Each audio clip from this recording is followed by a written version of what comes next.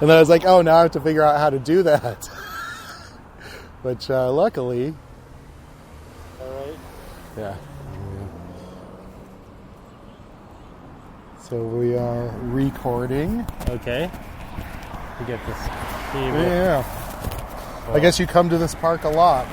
Yeah, I live right down the street. But I thought this is kind of an interesting gas station to start at because of the election day celebration. Oh, this was the one. Yeah, this is where the... Oh, shit. Yeah. It's So do you want to slate it up? Yeah, let me slate real quick. And I just use my little knife and my dog whistle here. Mark. And that should be good enough. Perfect. This was the one, huh? Yeah. I was in Albuquerque. Oh, interesting. Yeah, so Central Avenue, which is, come on, bud, which is the main street that goes all through Albuquerque. They were just having a parade and playing the Fuck Donald Trump song, and everybody was cheering. And University of New Mexico is right along, so right at the college, people were losing their minds. Oh, that's interesting. Yeah. Yeah. I kind of wondered. I kind of wondered, like, what non-LA places or non-New York places were doing, and because Albuquerque probably has a few more Trump supporters running around than LA. Well, I think New Mexico just recently turned blue. Interesting. Yeah, and any big city like Albuquerque is going to be blue no matter what. Yeah. Yeah. I think even Boise, Idaho, is blue. Well. Hello. Hi, how are you? So far, so good. So, like, we live close. So for those that are listening, we are in Los Feliz, California. Nice, thank you. And if you're not in LA and you're wondering where we are, kind of near Little Dom's, which is kind of a well-known celebrity hang, fancy Italian restaurant. I did not know that it was a celebrity hang, but okay. Yeah, like John Hamm's there all the time, people like that, They get the Little Dom's special treatment. Yeah, they get the nice meal. And so, on election day... Well, on the results day. On the day the results came in, the Saturday. Because I saw so many of my friends posting pictures, basically kind of all around, but then I saw like a 76 station. This was it, huh? Yeah, so, there's this gas station that's kind of in Los Feliz, which is East Hollywood, kind of hipstery, young. Right on the edge, though, of a lot of affluence. Yeah. It's like it's the Brooklyn of LA to a certain extent. Isn't it? And so we got out of our apartment. We're not far from there. We start walking. And we hear all this honking and all this noise. Well, I mean, like, the weird thing was, I have a dog, and Newt, who we're walking right now with. Who had to be walked? Yeah. I woke up because there was a football game on, and I'm from Nebraska. And so the game was on at 9 in the morning, and so I was up at 8. To get ready? And as the results were being announced, it's like they were finally calling the states. I was awake, and I called my girlfriend Lisa was still asleep, and I was like, Lisa, get up, wake up. And she's like, she thought I was just trying to. She's like, I don't want to watch the football game with you, I don't need this. And good morning. Morning. And so,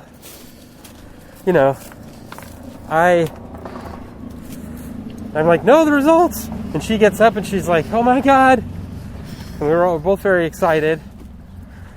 And so we then you hear through, like, for the next, 2 or 3 hours. 2 or 3 hours, like, every once in a while someone wakes up and you hear, like, the scream or, like, a car horn honk or, like, just random noises. So we get Newt. So as people wake up, they are celebrating. Everyone is, like, screaming in celebration. We get Newt, we put him on a leash, we go out for a walk. There's a woman probably in her 60s, silver hair, all purple outfit, dancing on the sidewalk, you know, like headphones on, pumping her fists in the air.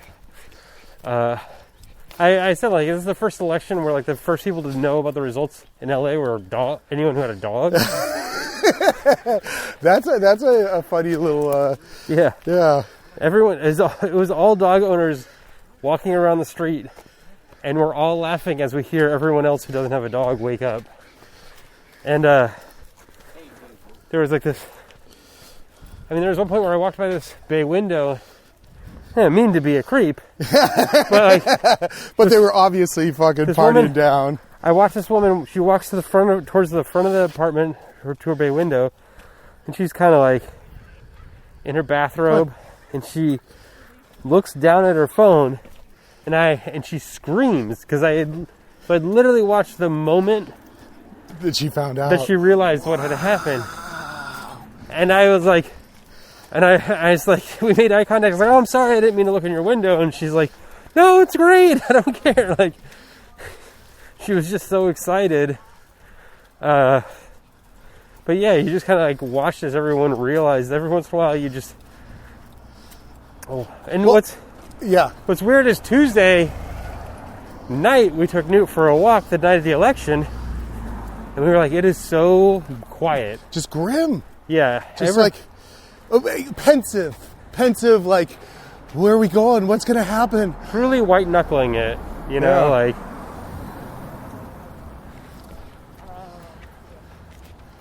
Yeah, just everyone is just aggressively worried, you know. That hat is fantastic, by the way. Oh, thank you. I love it. How's it going? Class war, no war, but class war? Yeah, yes. It's by with a NASCAR logo, basically. Yeah, it's by this guy named Teenage Stepdad. Oh, yeah. I follow him on Instagram. Yeah, he does a lot of really great stuff. I bought this and a t-shirt from him, so. Well, I'll reach out to him and see if I can get him on the podcast. Yeah. Because he's probably local. Yeah. But, so then we started to walk from... We went home. We're like, well, let's walk around like the neighborhood. I finished watching the football game, of course, and we lose. Football is more important than the presidency. I mean, yeah, politics are a sham. Football's real. Yeah, if we could just settle all of politics with some kind of, like a game. Maybe it's lethal. Yeah, no, I'm just kidding. Yeah, gladiator style shit. If fucking Trump had to fucking beat the shit out of Biden to be president, I mean, I'm sure he could. Well, we'd finally have a president who's not 90. So. Yeah, that's true. Problem is, we'd have Buttigieg, and he would have used like some kind of poison needle that the CIA gave him. Oh yeah, no, he's like 100% hidden poison blade sort of shit. I would love that if he runs for president again. That's his campaign slogan: 100% poison needle blade. So we walk through our neighborhood. Come on, bud. And things are getting louder and louder, and we can hear just cars honking. We pull onto Hillhurst, and the just cars going all the way down Hillhurst with flags hanging out, and that was one weird thing was that like all of a sudden people had American flags again, which is something that I haven't seen in 4 years amongst liberals, you know, like we all sort of stopped.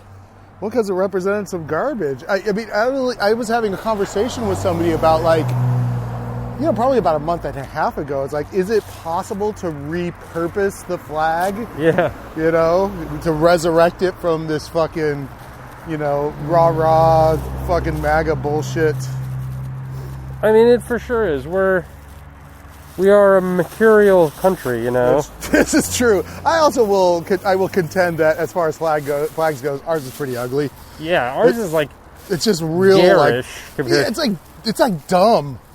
It's like it has no design style to it. If the colors are just kind of like meh.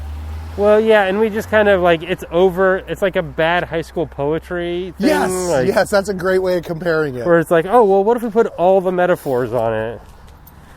Because, like, we could have just kept it like, the original one, that one's okay, I guess. With the circle stars? The circle stars, like, once you start shoving 50 stars onto it, then it's like, oh, well, okay. then where do you put 51? And, like, it's like, I feel like we've capped out now because 50 is some kind of weird, even number that you could put in a field on the fucking...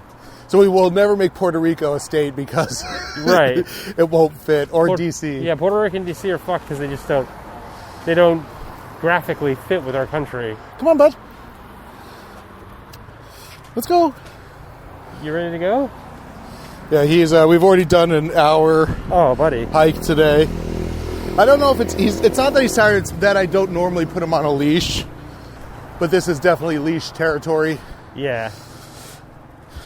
There's too much traffic right now. Yeah. So real quick, I want to tell a real quick story. We'll get back to the... sorry. So years ago, that 76 station has a very personal mythology for me. I was with my buddy Nate. God, I can't remember. This is probably like 89, 90. I was like 19 or 20. Yeah. And we had taken a bunch of acid. Oh, as one does. Yeah, and we were driving around. We were like, let's go to Griffith Park, Griffith Observatory. And so we're driving around. And for whatever reason, Nate decides to drive on this grass medium. And he's like, zipping around the trees. Probably has something to do with the acid.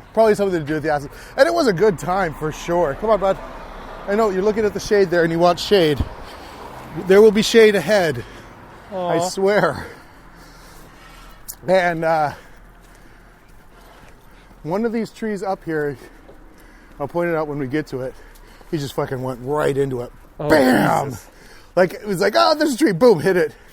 At the time, probably a 1.5 foot oval bark just came right out. Oh, no. Just immediately.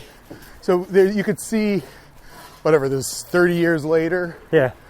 The welted, ingrown spot. I came up here years ago and saw it, and I was like, holy shit.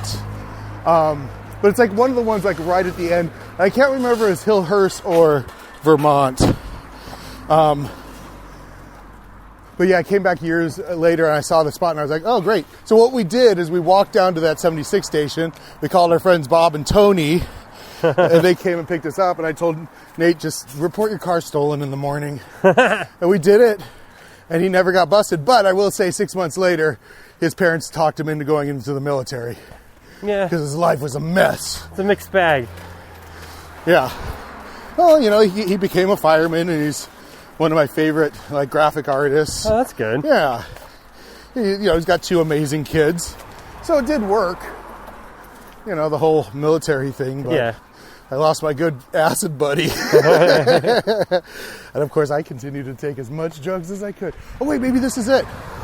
Oh, yeah. Look at that. You see that? You see that welts on the side there? Yeah. Yeah, that is it. Because I think what it was is he was going to try to go between the 2 trees. So this is Aberdeen and Hillhurst. Oh, there it is. Okay, good. So if anyone is in LA and wants to find it. Yeah, it's the last tree on the northbound median. Before Aberdeen. But then I realized, that's probably what these welts are. Not necessarily from cars, but from things hitting it or a branch falling off. I learned about arborism. Cars, trees always try to heal themselves. Yes. Yeah. Just like the United States. Back to. So people were just partying down. So it's just people with signs. There's this one, and if you Google Los Feliz or Los Angeles 76 gas station election celebration, I guarantee you can watch all these videos. But the whole intersection of Los Feliz and Hillhurst was just blocked. Just basically bumper traffic and people dancing, and there's this one Prius that's parked there and people are dancing on it. Oh shit. What's weird, which he had brought nude, and he did not enjoy it at all. No. So we couldn't stay too long. we kind of like, we were there, saw it, he got freaked out by everybody and all the noise. And then we headed home. But then I got home, like, there were all these people who were like opening up champagne bottles, and I guess the liquor store completely sold out. Sold out of champagne, more champagne than it had sold New Year's Eve. Yeah. And yeah, it was like one of the biggest days in Cap and Cork, which is kind of like a liquor store near there. And yeah, finally people get a chance to let loose. Yeah, people are it's, you know, the way what I've been comparing it to is like when you're in an abusive relationship, like an abusive stepfather or whatever, when they finally decide to fucking leave or move or they get arrested or whatever. Yeah. You're just like, yes! The fucking tyranny is over. Yeah, and it's not even that the world is better, it's just the absence of impending violence is gone, you know? Yes. Like, you know, he's like a chaotic drunk just wandering through the house looking for the next fucking kid to pick on. Right. Yeah, you're fat. You're stupid. You're probably going to be gay. Yeah. You know? Just that fucking shit, fucking narcissistic. You know, and those people create a lot of chaos. Yeah. Because then it's like they focus the energy on you so you don't look at them. Right. Yeah. Well, you're just a moving target for it. So. Yeah. I am happy at the results of the election. Biden wasn't my guy, but anybody's got to be better than a fucking turd with a fucking hairpiece. Sure. But really seeing the relief and joy in people's eyes that day, I was like, oh, America's back. You know, like what it means, like, what are we going to do about these 70 million people that fucking voted for him? I don't know. I'm just thinking re-education camps. Just kidding. Well, I think that, you know, Biden, I'm a democratic socialist. Yeah, DSA, baby. So, you know, obviously, Biden is not my dude. But, like, I think that the upside of Biden is that no one seems satisfied with him. Yeah, that's true. Whereas, like, let's say Kamala or Warren or Pete gets elected, there's a good chunk, I think, of people who would have just been like, okay, this is good. These guys seem progressive enough. Yeah. And they check out. But Biden doesn't satisfy almost anyone, except for the fact that he's not Trump. Well, I'd say he's a corporatist at the very... again, like, corporations can thrive both in chaos or in order. Right. Yeah, so they're going to be fine. I'm not worried about them too much. Yeah. So I think that's good in a way, because I think it keeps everybody engaged in a way. You know, everyone was like, people just want to go back to having brunch. And you're like, I don't think that's going to happen with Biden, because I don't think he has the acumen to satiate the desires of leftists in any way, or even marginally leftists. Yeah, for sure. You know, because he's a fucking moderate Democrat from Delaware who was brought up in the fucking corporatocracy, and he's a Reagan era Dem. Reagan era Dem, and he voted in the crime bill. You know what I mean? Like, he's just a corporate guy. Yeah. He's going to get his fucking watch when he retires. Yeah, he's government as a bureaucracy guy. Yeah. You know, so I think to a certain extent that's good, because it keeps everybody engaged. You know, we'll survive the next 4 years. They're not going to be fun, I don't think. I think that the pandemic is going to drag on. The economy will get in the shitter pretty solidly, and then they'll dump it on the Democrats for not fixing it.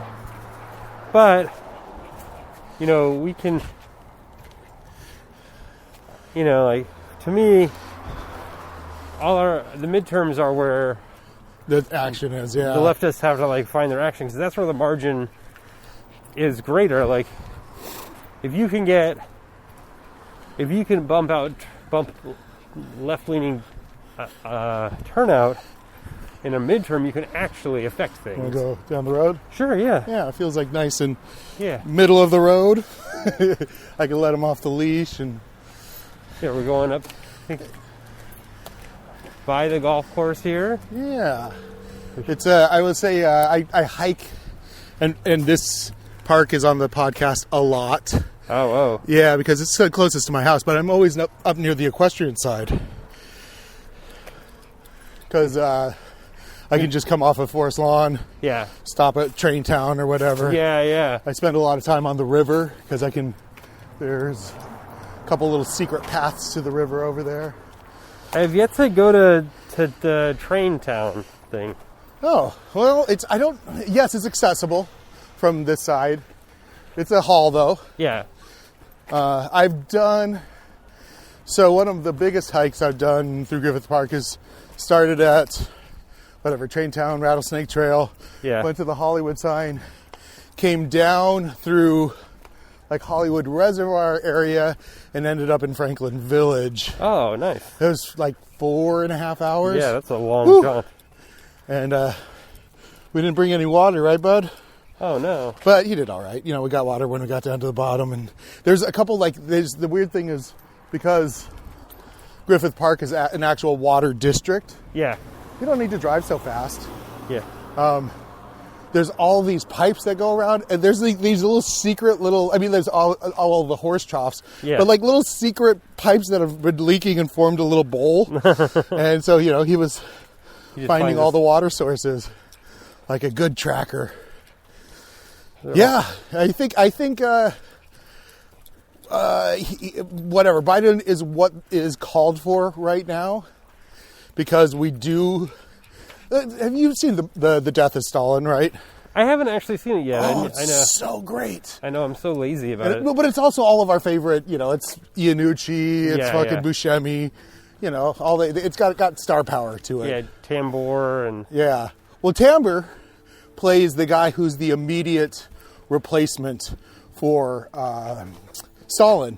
And the way it's played out, and this is, I think, a very typical political path that happens, is he's a real failure. He sucks. Yeah. So it's able for Khrushchev, who's Buscemi plays, able for Khrushchev to just fucking hammer him and slide in and take power. Yeah. So I think it's going to be something similar, hopefully from more progressive left.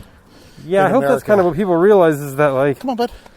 I mean, Biden obviously is not going to be able to run for re-election. He's going to be too old. I mean, I just don't think he's going to survive the presidency. Yeah, I mean, he is. And whether he dies or whether he's just I'm too tired, I'm going to retire. Yeah. So there's not enough Adderall to keep me going. Yeah. Growth hormone or whatever they give these guys these days. Well, definitely the beta blockers came in handy for him in those last couple of elections. He was fucking kind of smooth as ice. What does the beta blocker do? So what it does is it makes it so you can't have any cortisol response. So you don't ever get anxious or nervous. And it's just being super smooth. I feel like there's a lot of performers, a lot of performers, sure, that benefit from beta blockers. Yeah. I've heard that, when people go and do their first big Carnegie Hall or whatever like that, it's they take a beta blocker to. Is it still going? Still going, yeah, I think so. I'm good. I just double checking, make sure.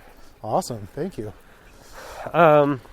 Because it puts you in that. It doesn't have any narcotic effect. You don't feel high. You just feel smooth and present. Oh, yeah. Why doesn't everyone get beta blockers? Well, you can if you have an anxiety disorder. Ooh, I have anxiety. Yeah. Typically when you get the prescription, you ask for the beta blocker. They will prescribe it as needed, meaning if you have an anxiety producing thing that you have to do, you take the beta blocker before it. Like getting up in the morning. I don't know if they work for daily. Yeah. It might be one of those things where you just stop getting the effect of it after a while. Yeah. What's your dog's name? Barney. I'm sorry, I didn't introduce Barney. Newt Barney. Barney! Yeah. There's no cars after this point, right? Yeah, which is great. Okay, so here we go, Newt. Let's see how you do. Is he okay off leash? Yeah, I mean, so we got Newt. I think this is our coming up on 3rd year with Newt. Oh, look at that. We got him on Oscar Sunday. And we rescued him from a place called Dogs Without Borders, which is a great organization. Do they rescue dogs from Mexico or something like that? No, they rescue them from kill shelters where they're going to get put down. They basically rescue the dogs that are going to get euthanized. So,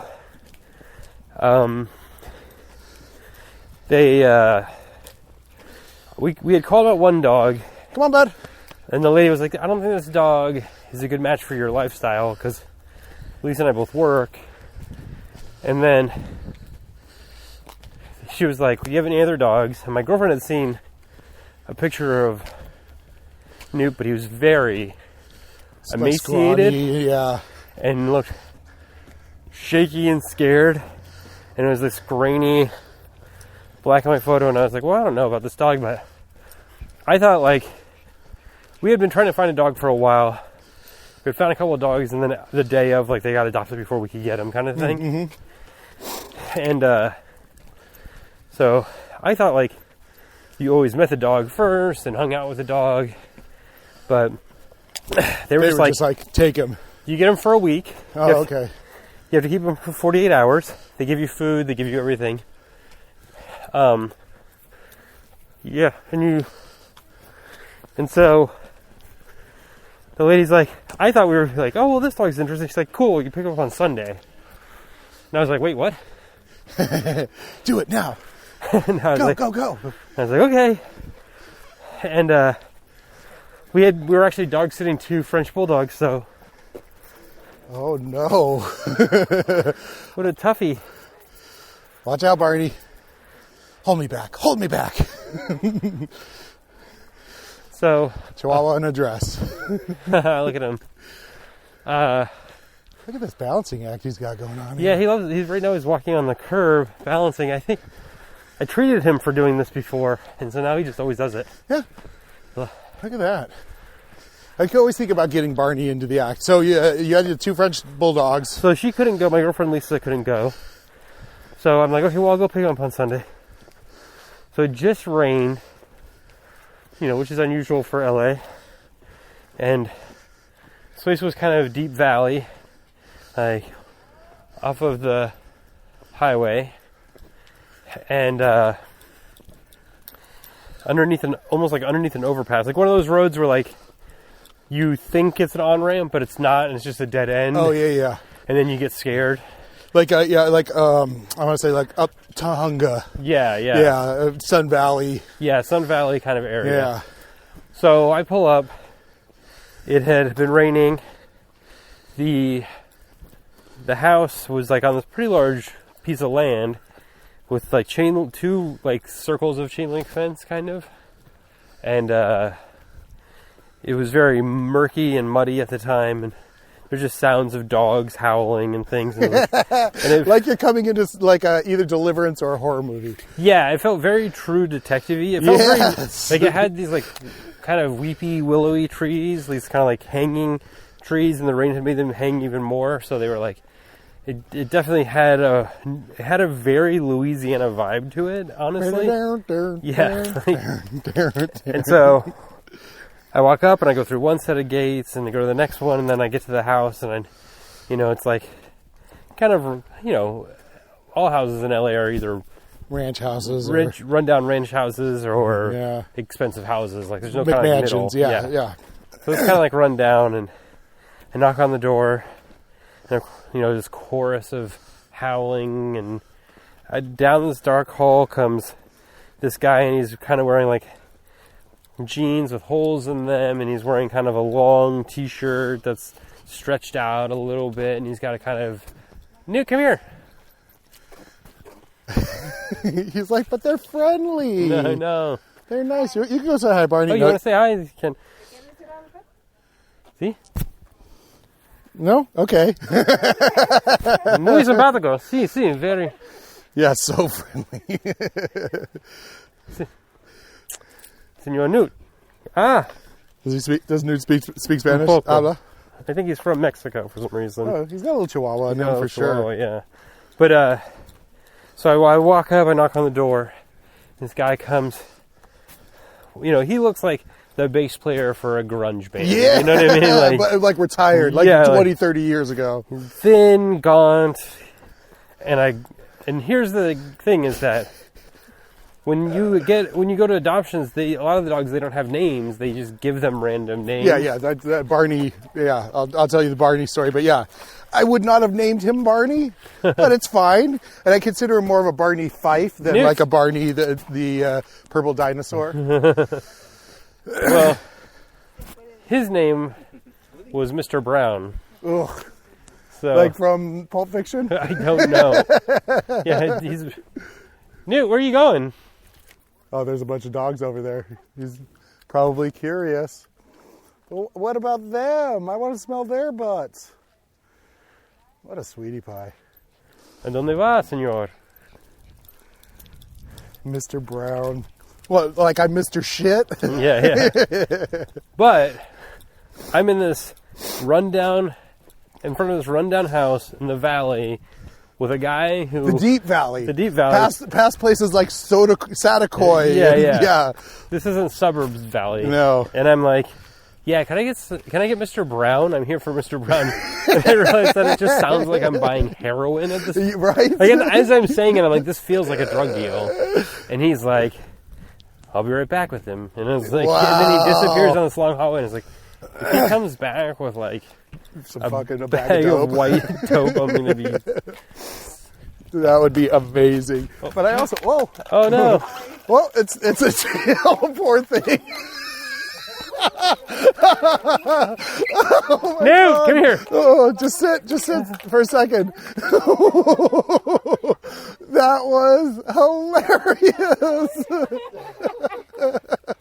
Oh my god, poor thing.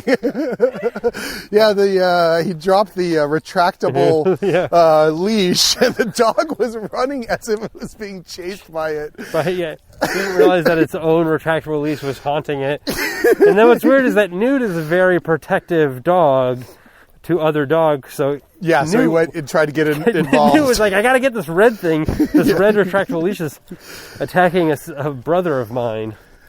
So I ask for Mr. Brown, and he disappears, and I cross my fingers and hope I didn't just order smack. And out of the darkness down this deep hallway bolts this sort of copper Chihuahua Italian Greyhound mixed dog. I think he's got Italian Greyhound in him too. Oh yeah, it's pretty common. Yeah. And I think it also some kind of Spitz because of the curly tail. Yeah. Well, he's got Pomeranian. Yeah, Pomeranian. What? Yeah. Wait a second. I think Barney is Pomeranian, Italian Greyhound, and probably some Chihuahua if you look at his fucked up grill. Yeah. It's a real common mix. It's basically all the popular small dogs from 10 years ago. Yeah, and he probably just got the short hair gene rather than the fluffy hair gene. Yeah. Okay. So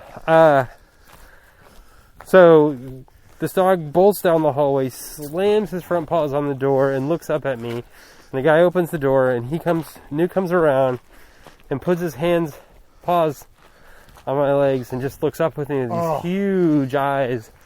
And he's like, is this it? Am I done, or am I out of this place? Am I saved? Get me the fuck out of here. Yeah. Get me the fuck out of this place. And so, I sit there, and the guy's like, I have to go get his stuff, his food, and his carrying case and stuff like that. And I was his carrier and everything, and I was like, I didn't want to commit to adopting the dog. I wanted to get to know the dog. Yeah. So you didn't want to fall in love with him, right? I didn't want to fall in love, and I didn't want to give the guy a false sense of hope. Yeah. So but I'm now sobbing, and so I'm like, okay, cool. I'll just wait over here. And they have this little patio with a round table and patio chairs and an umbrella. That was also an additional fenced-in area. So I go over there and I sit down, and Newt goes and patrols the perimeter of the fence, smells everything, then gets right on my lap and perches and faces out and puts his ears up. Oh. And, it's like the thing of like both protective and possessive at the same time. At the same time. Yeah. Yeah. And he's like, you're mine. I have you. You don't have to worry anymore. I will tell you if something dangerous comes. What do you... Newt, come here. No, Newt. Did he get a little thing in his paw? Oh, I thought he just had something underneath his paw. I always got to... Barney's got this great thing. He'll just stop and he'll just lift up his paw that needs to be worked on. Okay. I thought he had like a bone or something underneath there. Oh, yeah. I had to fucking grab 3 bones out of his mouth yesterday. So... Bastard. Yeah, so he would again, it's a weird thing. Like they definitely can burrow into our hearts. Yeah, immediately. But also he was ready to get out of there, and he could tell you were a soft mark. Yeah. He knew what was up. He knew that you had the sweetness. Yeah, it's something kind of similar with Barney, except I kind of went to local pounds, and this was East Valley Pound, over whatever in Van Nuys, I guess, basically, and the East Valley, and. I'd gone there, let's say the day before I adopted him, looking at all the fucking shitty dogs there. Just so many pit bulls and pit bull mixes that people just cannot, they just can't handle them. They're just too much of a dog. Yeah, man, people need to stop with the, I think pit bulls are really beautiful, but they need fucking attention. They need to be handled. They need they need to be run hard 2 or 3 times a day. I was mauled by a pit bull recently. So oh shit! Yeah. Well, you look all right, so I guess it wasn't. It wasn't. Thankfully, I was inches from really being in trouble. I was running and it was sitting. The guy had him leashed in front of a diner, and it just jerked out and it bit me on the back of the leg, but it only got the top row of its teeth into me, and it wasn't able to clamp, and I'd fallen down. No, where are you going? It's a puppy, isn't it? Oh, yeah. Oh, okay. Then they'll get along. He just has puppy energy. I always have to be careful with him and puppies because he's just he always wants to punk them. I always say it's like prison rules. You know what I mean? It's like, are you the new guy in the yard? Oh, well, he's adorable though. What's his name? Vasco. Hi. All right. He seems all right. Yeah, my guy's super worn out, so he's not going to start any trouble. This is his second hike of the day. Mine's detached emotionally, so don't need to worry about it. Hilarious. This is as close as he'll get.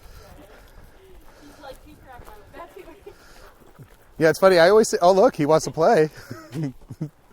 I always say that Barney is usually not into other dogs, but is super, or anything. He's just super protective of me. And that. Oh. Aw. His name's Sir Oscar Isaac Neutron. Sir Isaac Neutron.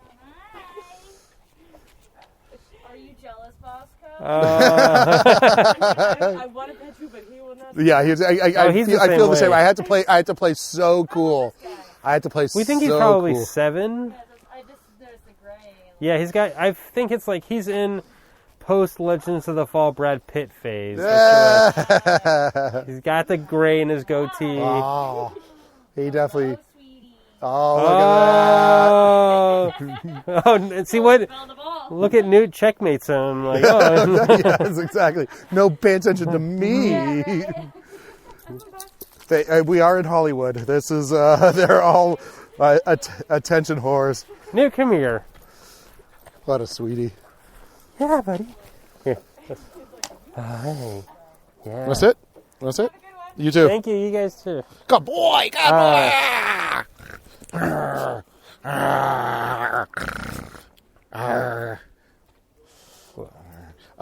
then you found Bosco at a shelter? Barney.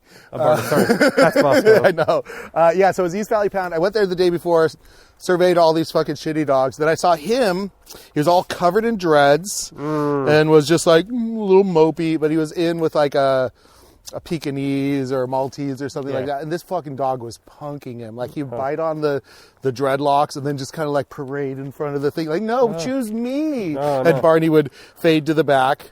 Aww. Then we came back the next day because I was so he was on a 3-week hold. Uh-oh, we're going to get in trouble. Oh, no. We're going to be yelled at by the cops. Is that true?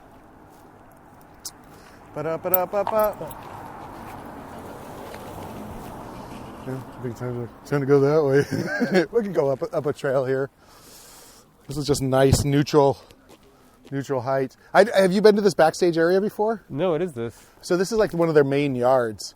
But yeah, we can keep going. This is great because this is like a secret entrance. It comes up into the middle of the neighborhood here. So I feel like as far as like I guess I've discovered all the little. There's like some kind of weird lab or something over there. I don't know what's going on. I've discovered, except for like the part of the park on the other side of the observatory. That's the only part I haven't really. I mean, I found years ago, and I want to find this place again. Not because. So I found the cruisy part of Griffith Park, which I think is above the observatory. Yeah.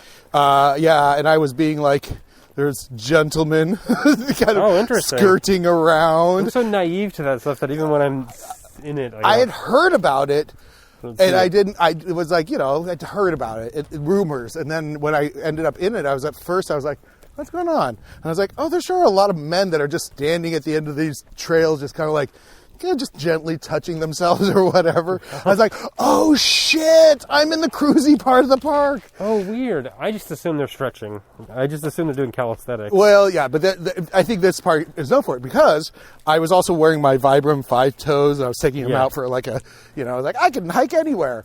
And I kind of went through I was kind of like cutting through to get back to my car and cut through like a little thicket.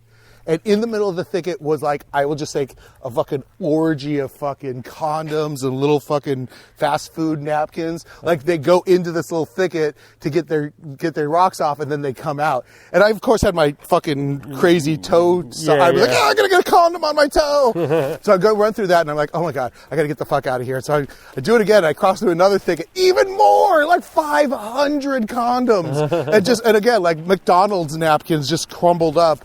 And I was like, oh, I get it now. You just carry around some condoms and some fucking fast food napkins in your pocket. You walk to that area. You fucking find a dude that's, I don't know how the math works. Like, do I fuck you? You know what I mean? Like, I don't know how it works, but I fucking got in my car and I got the fuck out of there. That was enough for me.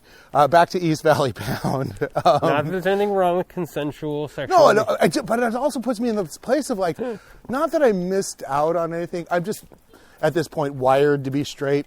Yeah. As, I mean, all the fucking social conditioning worked. Yeah. But it really amazes me how easily and available sex can be if you're in that mindset. Just thinking about fucking what's his head? Last Christmas I Gave You My Heart. Oh, George Michael going into I think it was in a bathroom in this park. Yeah. He just was like, okay, boop. Well, you should read. Have you ever read Please Kill Me?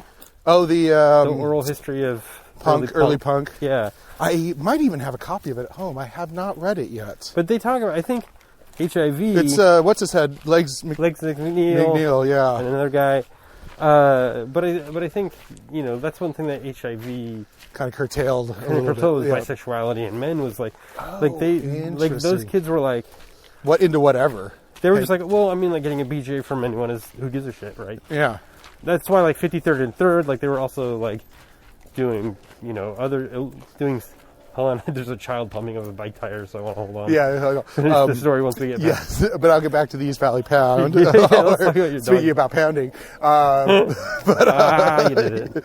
But yeah, he was in there with this Maltese, and he was on a 3-week hold, which usually means like the family brought him in, and they just put him on a 3-week hold just in case the family changes their mind and wants to come back and get the dog. Yeah.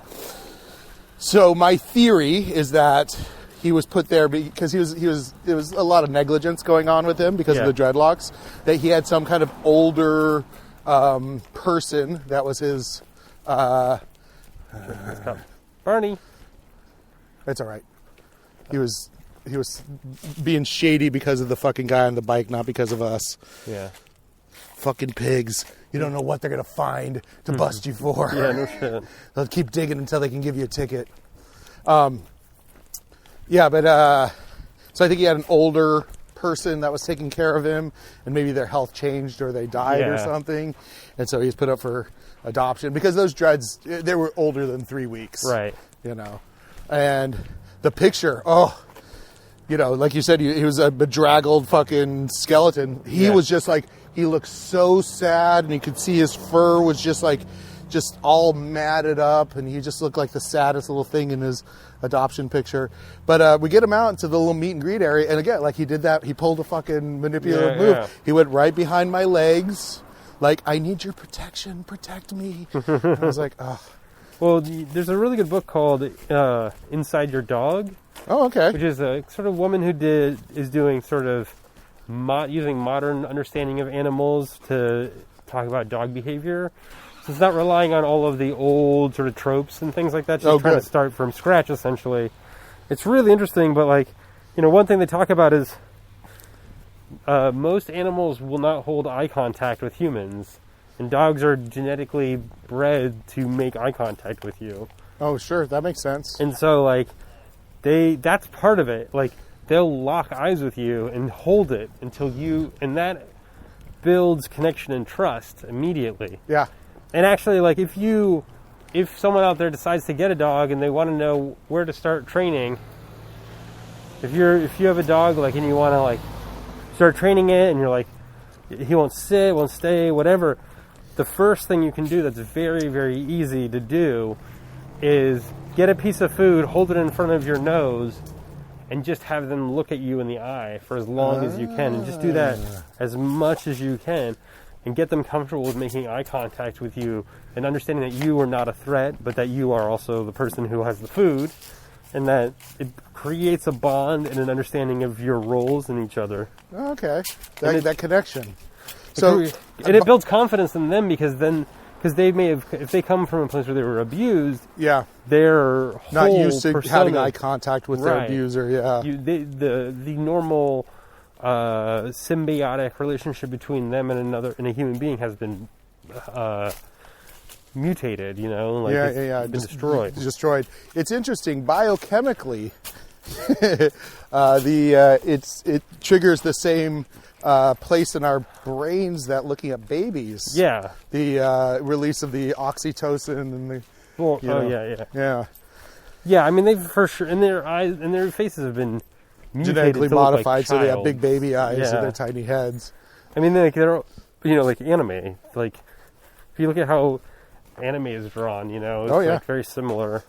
The term is called neoteny, Neotony, and it's this tendency for us to be, let's say, biochemically attracted to younger things, like protecting babies and dogs, right, and right. that anime ratio of eyes to heads. Yeah. It's very interesting. Legs McNeil. So now that we don't have a child pumping a fucking tire, no, I'm just kidding. I'm joking. gonna get that explicit ranking. I mean, Yeah, I just tag it that way no matter what. I drop so many F-bombs.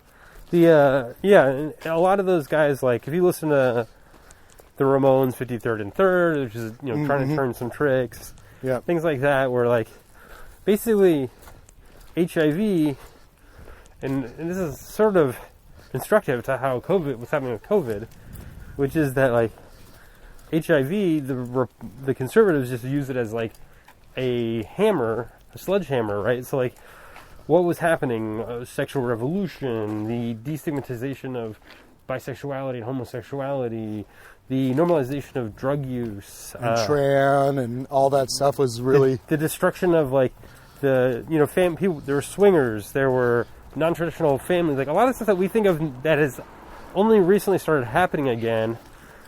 We think of as new, but like all of this stuff was happening post, 60s, yeah, post 70s, all that communal living and acid and we had really broken things down, like burning, like something like people who were like Burning Man people, like that was the thing that was already happening, and then HIV basically stopped it. Like okay, this makes. I'll tell you, like personally, I do remember. I'm old enough that I remember where I was when it was announced that Rock Hudson died of. Yeah, AIDS. I'm 44, so I do remember the explosion of it. Yeah. and like.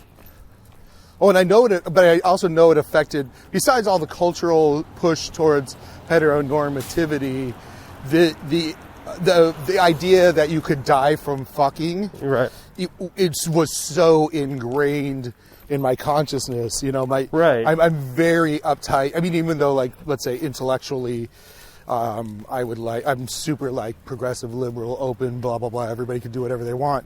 Personally, I'm kind of a little squeamish because of you're risk averse, and you've been taught that. Yeah, and I mean, we should all be safe and because there's also other things out there, and we should all be careful, and there are repercussions to doing things irresponsibly. Oh, really? There must be some fertilizer there, huh, bud? Oh yeah, buddy. Oh yeah, gotta get that dirt on you. He loves horse pee also. Oh, someone's gonna get a bath, which is not so bad. In the I think we can go. Cromwell will take us back to Hillhurst. We can go straight down and just like cut through the hood a little bit, but oh yeah, let's do that. If you know the area. Yeah. So come on, bud. We can swing by Little Dom's and then go back up to 76. Okay. Make it a full circle. Yeah. This is what I was saying. Like, this is a little secret entrance off of Commonwealth. If you, instead of going down the little, because you can go the little angle route back onto Hillhurst, but if you keep going straight up, you can hit that.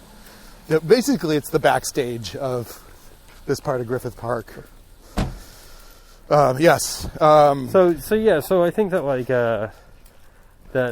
these guys were all like, hey, well, I don't care if this dude sucks me off, or if that's what he wants to do, fucking great, I'll come. And also if I get $15 out of it, so I can buy. But also like the way they bought coke and heroin was like they went into a place, they said what they wanted, the guy sold it to them, and then they left, and it was all very safe and relatively safe and normalized, as it should be. I mean, it's like this whole idea, like I hate, and again, this is like kind of the abortion debate goes down these lines too, that anybody out there thinks that they can tell you what to put in your body or not. Yeah. Or what to take out of your body, I guess. Oh, Barney just wants to live at this little quaint house. I mean, me too, Barney. Me too. Got to figure out some digital scam. Got a Bitcoin. Yeah, I just think that like it's I think one of the things that we have to start that technology and the digital era needs to give us that you couldn't really have in the past as much, and this kind of goes for Trump. This goes for everything in our current state, which is like getting rid of recency bias. Like when someone says like, well, Trump is the worst president ever. Well, they forget Andrew Jackson. Right. Or is it Woodrow Wilson? Like, who else? Like, there's... Oh, fucking Truman goddamn fucking bombed fucking... He's the greatest mass murderer of history. Right, so I'm not saying... I think Trump is a very bad person and is in the bucket of bad presidents, which is also to argue that... Real quick, though, I want to point this. This is very interesting. Yeah. They've got both the nativity scene with... some kind of glow-in-the-dark Jesus. There's a glow-in-the-dark Jesus watching over a glow-in-the-dark baby Jesus. Yeah. Which is freaking me out. I mean, like, is it... Well, I think these are the wise men here. Over here on this side, yeah. That's the wise men. There's Jesus in the manger. There's Joseph. There's Mary. There's all the animals. There's the angels. This is a shepherd. Okay, you don't think that that's future Jesus? No, I don't think... Okay. I don't think that's future Jesus, but they do also have... Snowmen and Mr. Pumpkins, Penguins, Mr. Poppins. What was that Jim Carrey movie? Yeah, Mr. Pop, which is an interpretation of the Bible in a way, yeah, right? It is, right. And Santa Claus and the reindeer. So those Santa, but this the reindeer in his empty sled. Oh, no, there he is. Yeah, there's a little Santa there. He's waving down. He's waving down the sled. I mean, it's very delightful. I love all the production design that they've done. Yeah. But I also like... Oh, sorry, bud. They're getting their cake and eat it too. Okay, I'm sorry. I'll carry you a little bit. Yeah, I'm going to carry you like a little baby. I can't tell the level of sincerity, I guess. Well, I think that the nativity scene is almost always has to come from a sincere space. Yeah. You know, like you don't go out of your way to put up a snarky nativity scene. Oh, I would. I would, but again, like part of me is like, I would never want to spend the money on a nativity scene because it's like, wait, I'm buying a bunch of fucking plastic fucking baby Jesus. Oh man, I just had this idea of like, that there's like some art school student who did like a nativity scene where it's like Ronald McDonald. Well, that's fucking over a Mickey Mouse manger. Like, isn't that like Ron English? You know Ron English? No. He's kind of like the first big kind of like subvertising artist. He's the one who draws the big fat Ronald McDonald. Okay. Yeah, he makes a lot of money off of his little plastic toys. I'm gonna try to invite him on the podcast. I'm just gonna start reaching out to all the crazy weirdos on my Facebook. Well, I know that, like, everyone's lonely, so yes, you can this book is why them on I a did this. hiking podcast, Because you could socially distance, you could wear your mask, it's outdoors. Yeah. What the fuck? Oh, it's just lots of cops. We live in Los Angeles. Yeah, I guess they're back in force now that it's like people are less afraid. Well, it's fun because they're driving down Los Feliz, which is where they shot a man because he had a radiator cap in his hand. Well, this is, I mean, all cops are bastards. I've been working on a joke, and I'll tell you the basic outline of it is, cops are bad at their job because they can basically witness their buddy murdering somebody, and they can't even solve that crime. Yeah, they're good. fucking terrible at their job. Well, that's sort of like the one about, like, sex assaults. It's like, well, if we defund all the police, who's going to cause all the sex assaults? Yeah. Who's gonna ignore all the rape kits? Yeah, it's just, we've got, I feel like this is definitely, I've been talking a lot about, like, it's what the market demands. Yeah. Is basically qualified immunity because we have to protect property over human life. And as a result, the extruded fucking result of that is just it's a murder factory. They're just fucking, that's what the market demands is like they have guns, they must shoot them. Yeah. It's so stupid. But it's by design, whatever. Yeah. Well, what's funny is like, there's the first episode of Star Trek Next Generation. With Tasha Yar. Yeah. Well, there's this god creature who comes in and he's basically putting humans on trial, right? And one of the pieces of evidence is in 2030 there will be militarized police with full body armor who were fueled by drugs. Oh shit. And that's literally what we have. Yeah. Like, we have a fully militarized police force, and they're all on coke and steroids. Well, steroids and Adderall, probably. Yeah. Maybe coke too. They like coke. I mean, I think it's tough to. I think Adderall is a little more. You could sustain the fucking angst longer. Yeah. Coke is a little bit pricey to be. Well, they don't pay fueling for their yourself. drugs. That's true. That's a good point. Yeah, and I mean, like, if you took a uniform off of a cop nowadays, and you took the clothing off of a quote-unquote criminal, and you put them next to each other, they look the fucking they same. look the same. Like, it's a dude with their sleeve tattoos and fucking yoked on the roids. Yeah, like, and fucking that scowl, the "fuck you" scowl on yeah, their face. it's so weird. And if you go like I was in London where police don't have guns, and I'm sure British people complain about their police too, but not quite as. They're not where we are. The Bobby, he took my beer away. Yeah. I don't think the Bobby would even give a shit if you had a beer. No, it's true. Yeah. But also, when you look at cops, like when you see footage of like Italian cops or Swedish cops or whatever, they're all just like skinny dudes. Yeah. They're just regular old dudes. Yeah. There's like two types of cops in America. It's like chunk and steroids. Yeah. But all the LA County sheriffs that are in the non-fancy parts of L.A., like, Bell Gardens and stuff like that, they're all the fucking tubby ones. Yeah. Where like Cerritos has all the fucking skinny ones. Yeah. Yeah. Well, so, yeah, it's just sort of, we've created when that episode aired, Oh, yeah. that was like, oh, this is prophecy. an insane thing that will never actually happen.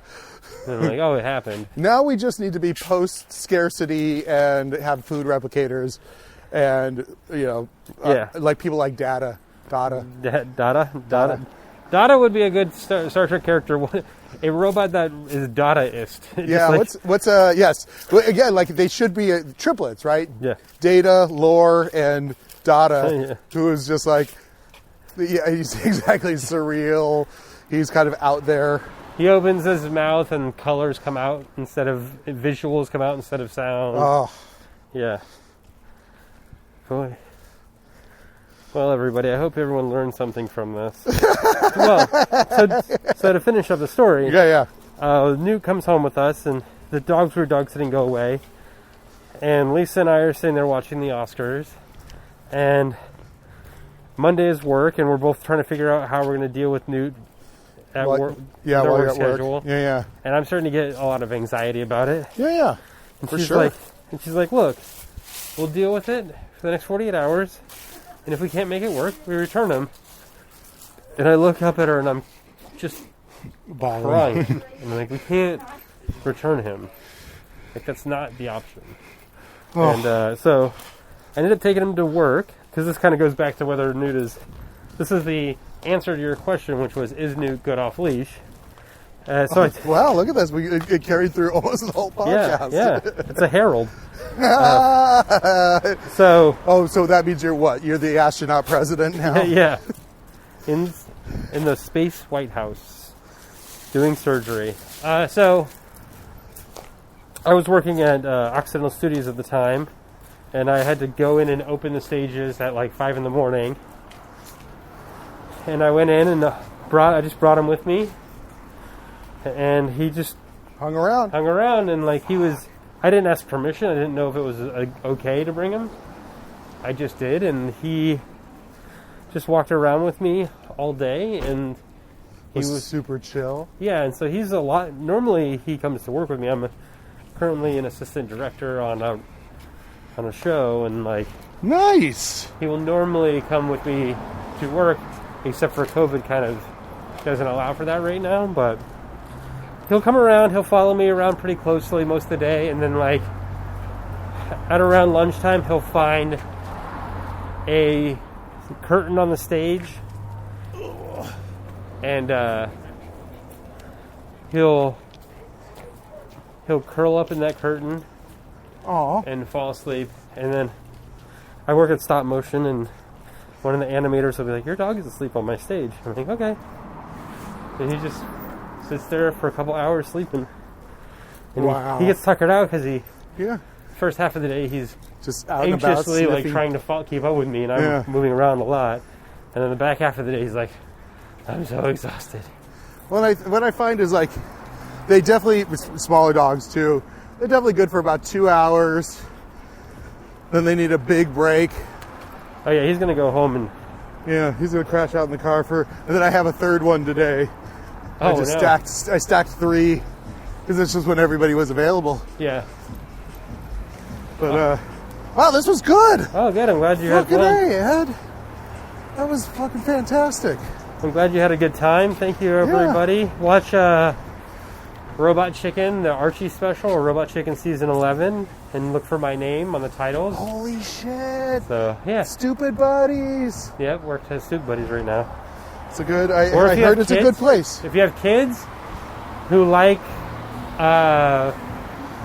cars, Monster Truck Island and Hot Wheels City, we worked on those. Produced those too? Yeah, so for full screen, rest in peace. But that's where they originated.